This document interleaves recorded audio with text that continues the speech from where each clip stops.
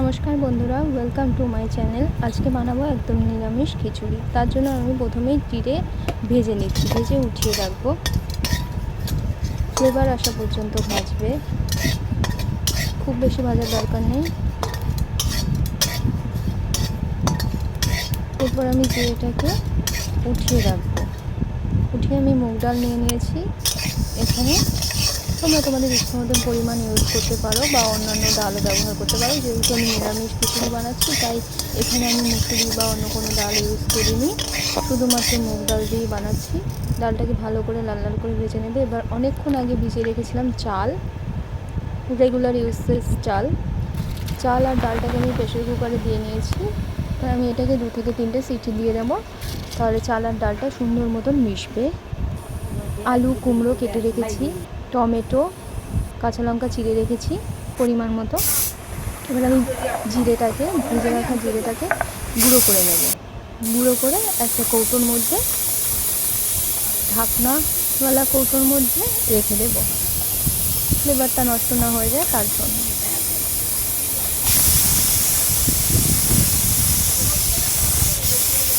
এটা আমি রেডি করে রাখছি, তোমরা চাইলে পরেও গুঁড়ো করতে পারো। এবার আমি একটা হাঁড়িতে জল নিয়ে নিয়েছি। জলটা গরম হয়ে গেলে আমি আলুটা দিয়ে দিয়েছি। আলু, নুন, প্রেশার কুকারে ফুটে দেওয়া হয়ে গেছে চাল আর ডালটা। জলটা ফুটে আসলে চাল ডালটা, সিদ্ধ করা চাল ডালটা দিয়ে দেবো, সাথে দিয়ে দেবো চিড়ে রাখা কাঁচা লঙ্কা,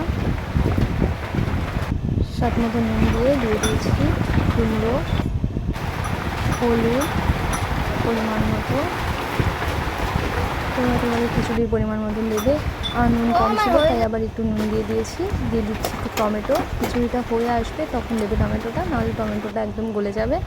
খিচুড়ি হয়ে গেছে, নামিয়ে রেখে আমি একটা কড়াই বসিয়ে নিয়েছি। কড়াইয়ে তেল দিয়ে দিলাম ফোড়নের জন্য। তেলটা গরম হয়ে গেলে আমি এবার ফোড়ন দেবো। 5 ফোড়ন। ফোড়নটা একটু ভাজা হয়ে গেলে দেব গোটা তেজপাতা আর শুকনো লঙ্কা। এটা একটু লাল লাল করে ভেজে নেব, একটা সুন্দর মিষ্টি গন্ধ আসা পর্যন্ত ভাজবো।